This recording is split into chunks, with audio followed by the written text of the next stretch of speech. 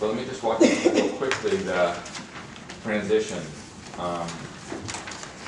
So there would be an executive director of this Office of Neighbor Empowerment, a part of the Community Development Department / Department of Neighbor Empowerment.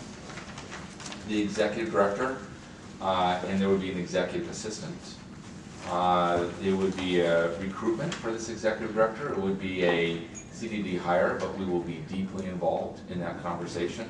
It's again, a very unique person that we need here at this level. It's probably civil service, but we might be able to get it to be an exempt. So we're going to work on that as well. Second, there is a funding program. Right now, it's going to take us a minimum of 2 people to continue the funding program while we go through an RFP process. We have another person that's set to do both leases and the RFP process for the funding program as we put it out. And we will get some support from CDD on that, assuming we can go forward. In addition to that, there would be a policy position.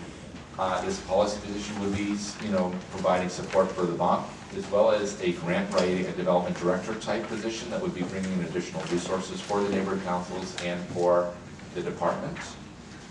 There's 2 IT individuals.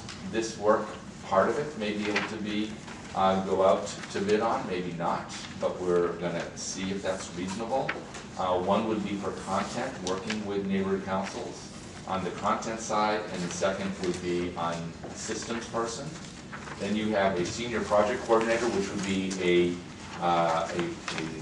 supervisor, manager of the field piece of this work. There would be 3.5 individuals that would be neighborhood empowerment analysts. That would be more of a help desk than going out to the neighborhood councils all the time. It would be email-based, but it would be support-based for the 90 neighborhood councils who really, truly are moving away from home in this process. And in terms of they're far past the walking stage, the running stage. They're really, truly moving out and are going to help their younger brothers and sisters, as we go forward, if that's where we in fact end up. There's a half-time person who would support FONC, who would be a commission assistant. Obviously the policy assistant would do, the policy analyst would do work there as well, as would the executive director. And there's 3 volunteer management individuals focused on the proposal is, how this develops, but PR, government relations, and training. But we actually do have some hope that the mentorship programs that are nascent, that are in growth, that those mentorship programs actually would become highly functional on both the training front and other fronts, as we kind of really look for neighborhood council leadership to kind of help do pieces of work that currently have been done by the 17 or 15 neighbor empowerment analysts up until now. And then there's the contract management individual who will deal with the leases, who will deal with the RFP process coming out. So that's the proposal when we did the zero-based budgeting that brings us to where we are. Good afternoon, commissioners. This is my first meeting, and I'm sure it won't be my last, as I hope it won't be my last. I just wanted to make a few general comments. I know this is being driven not because of what's the best policy, I don't think. I think it's being driven because of the city's financial situation. That is a concern to me. It'd be great if we had the best policy in conjunction with the most fiscal best policy. And I'm not convinced that this is that solution.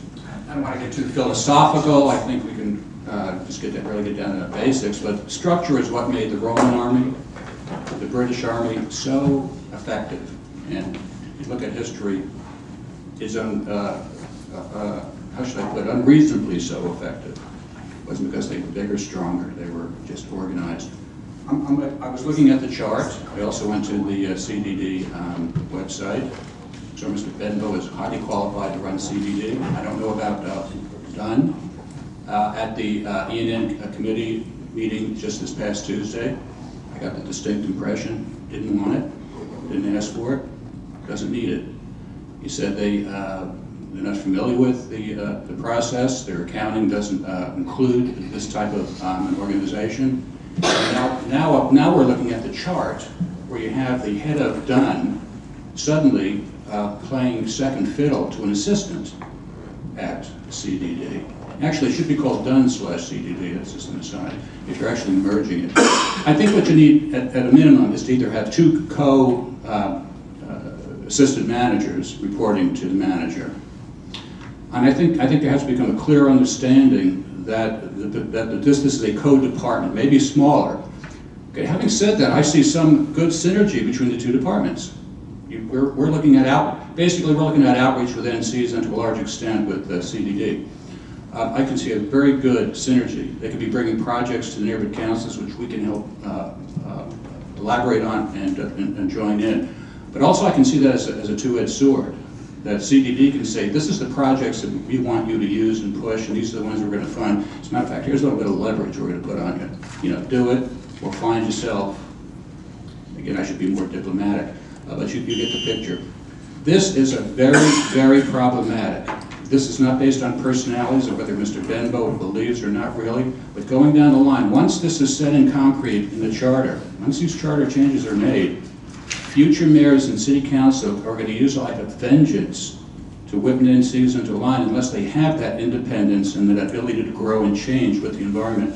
So often, as you know, ordinances are drawn and 6 months later they're all wondering, what the heck did we write here? And let's get an opinion. And you suddenly turn it on its head. There's a real problem here, and this commission needs to look into it and make sure this structure is better prepped. Thank you very much. Thank you so much.